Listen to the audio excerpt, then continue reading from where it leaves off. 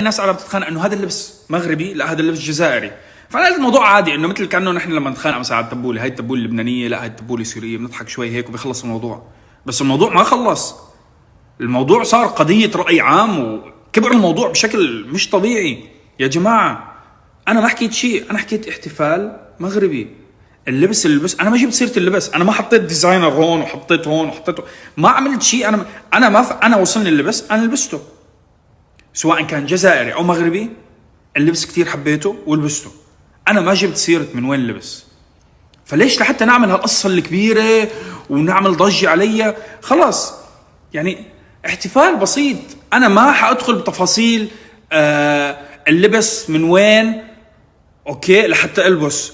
على فكره لو طلع مغربي او جزائري انا كنت حلبس اللبس، يعني مش قصه. بس انا كتبت احتفال مغربي لان والدتي مغربيه فقط.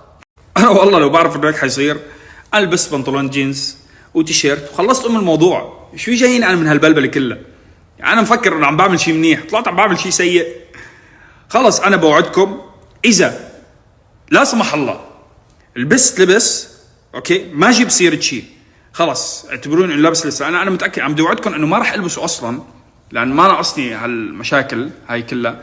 بس اكيد امي حتلبسني يعني غصب بيوم من الايام يعني. بس والله كل الحب للشعبين، اتمنى ما حد يتضايق، واي حدا واقف لي على النقره خلص عادي في يعني ما تتابعني وخلص، يعني ما بعرف شو بدي اقول لك. بس كل الحب للشعبين مره ثانيه، الجزائر والمغرب وكل الدول العربيه. انا ما عندي مشاكل مع اي بلد، ما بدي اسوي مشاكل مع اي بلد. مش انا اكون السبب والله انه غيث عمل هيك، لا. بس والله يعطيكم الف عافيه، شكرا. المهم بدي احكي مع الشمتانين كلمه على طرف. تامر مش جاي على عرسي، تفضلوا اشمتوا.